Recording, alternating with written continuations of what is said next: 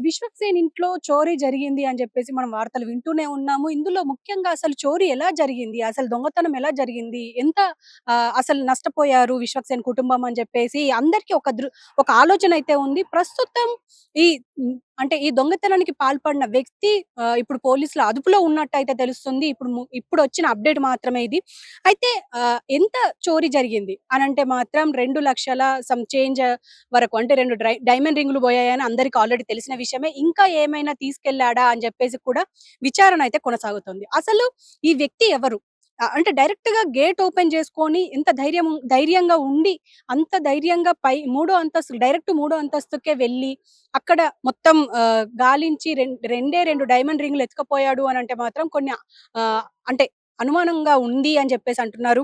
And ముఖ్యంగా ఈ వ్యక్తి ఆల్రెడీ ఇంతకు ముందు కూడా అంటే ఇంకా తెలిసిన వ్యక్తే లేకపోతే ఇక్కడ వర్క్ చేసే వ్యక్తా? లేకపోతే ఇంకా అంటే వర్క్ చేసే వాళ్ళకి ఇంకేమైనా పరిచయస్తుడా అని జెప్పేసి కూడా ఇవన్నీ ఆరా తీస్తున్నారు పోలీసులు. అయితే ఫస్ట్ దొంగతనం ఎలా జరిగింది? అంటే 5 గంటల అంటే పొద్దున 5 గంటలకు తర్వాత ఈ దొంగతనం జరిగిందనంతే తెలుస్తుంది. విశ్వక్సేన్ వాళ్ళ సోదరి వన్మయి. ఆమె మూడో అంతస్తులో ఉంటున్నారు. అయితే మూడో అంతస్తులో డైరెక్ట్‌గా వెళ్లి అల్మారా దగ్గర మొత్తం చిందరవందరగా ఉండడం చూసిన తర్వాత వన్మయి కరాటే రాజు అంటే విశ్వక్సేన్ వాళ్ళ నాన్న ఆయనకు చెప్పడంతో వెంటనే పోలీసులకు అంటే ఫిల్మ్ నగర్ దగ్గర ఫిల్మ్ నగర్ పీఎస్‌లో ఆల్రెడీ కంప్లెయింట్ ఇచ్చారు. ఇచ్చిన వెంటనే క్లూస్ టీమ్‌తో పాటు మొత్తం పోలీస్ టీమ్ అంతా దిగి అసలేం జరిగింది సీసీటీవీ ఫుటేజ్ ఆధారంగా ఒక వ్యక్తి మాత్రమే డైరెక్ట్ ఎంటర్ అయ్యారు అని చెప్పేసి కూడా చూసుకున్నారు.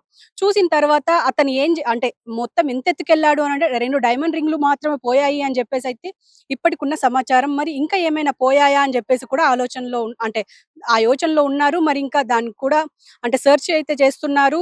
అయితే ముఖ్యంగా ఈ వ్యక్తి ఎలా దొరికారు అంటే మాత్రం ఖచ్చితంగా ఫింగర్ ప్రింట్స్ అంటే వేలిముద్రలు అండ్ ఆ సీసీటీవీ ఫుటేజ్ ఆధారంగా అతన్ని పట్టుకున్నట్టయితే తెలుస్తుంది. అయితే ముఖ్యంగా మనం ఈ మధ్య చూస్తూనే ఉన్నాం. పెద్ద పెద్ద వాళ్ళ ఇంట్లల్లో ఒక వ్యక్తి డైరెక్ట్‌గా ఇండ్లల్లోకి చొరబడి వాళ్ళ ఇంట్లల్లో ఉన్న అయితే వాళ్ళ పైన అటాక్ జేయడమా? లేకపోతే ఏదైనా ఎత్తుకెళ్ళడమా? లేకపోతే ఏదో ఒక రకంగా ఇలా అటాక్స్ అయితే సో, ముఖ్యంగా చూసుకుంటే మాత్రం పెద్ద పెద్ద వాళ్ళ ఇండ్లల్లో ఇలా చోరీలకు పాల్పడుతున్నారు దుండగులు. అయితే ఈ దుండగులు అంటే మనం ముఖ్యంగా చూసుకున్నాం బాలీవుడ్ స్టార్ అయిన సైఫ్ అలీ ఖాన్ ఇంట్లో డైరెక్ట్‌గా అంటే పిల్లలు ఉన్న బెడ్‌రూమ్‌లోకి వెళ్లి వాళ్ళ పైన అటాక్ చేసే ప్రయత్నం చేశారు అని చెప్పేసి తర్వాత సైఫ్ అలీ ఖాన్ వచ్చి అడ్డు రావడంతో ఆయనకు ఒక కత్తిపోటు పొడిచారు అని చెప్పేసి మనం ఈ వార్తలు వింటూనే ఉన్నాం. అండ్ ఇక్కడ కూడా మనం చూస్తూనే ఉన్నాము. ఎక్కడ చూసినా పెద్ద పెద్ద ఇళ్లల్లో ఒక వ్యక్తి వెళ్లి అంటే దొంగతనాలకు పాల్పడుతున్నారు అని చెప్పేసి చూస్తున్నాం. మరి ఆ వ్యక్తి, ఈ వ్యక్తి ఒకటేనా? లేకపోతే మేబీ ఇట్లా కొంతమంది ఇలా ఒక్కొక్కరు ఒక్కొక్క ఇంటిని సెలెక్ట్ చేసుకొని వెళ్తున్నారా అనేది ఖచ్చితంగా చూడాల్సిందే. మరి పోలీసులు ఏం తేలుస్తారనేది ఖచ్చితంగా ఎదురు చూడాల్సిందే.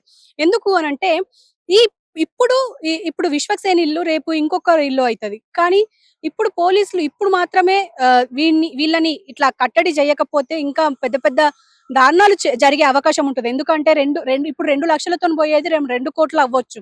కానీ ఇప్పుడైతే ప్రస్తుతం కరాటే రాజు వెంటనే ఆయన ఫిల్మ్ నగర్ పీఎస్‌లో ఇచ్చిన కంప్లెయింట్ ఆధారంగా పోలీసులు వెంటనే రెస్పాండ్ అయ్యి ఇక్కడికి వచ్చి మొత్తం క్లూస్ టీమ్‌తో పాటుగా వచ్చి సెర్చ్ చేయడంతో సీసీ ఫుటేజ్ ఆధారంగా ఇప్పుడు అతనైతే దొరికాడు. ఇప్పుడు ప్రస్తుతం పోలీసుల అదుపులో ఉన్నాడు. మరి అంటే పోలీసులు ఇంకా అతనెవరు? అతని మోటివ్ ఏంటి?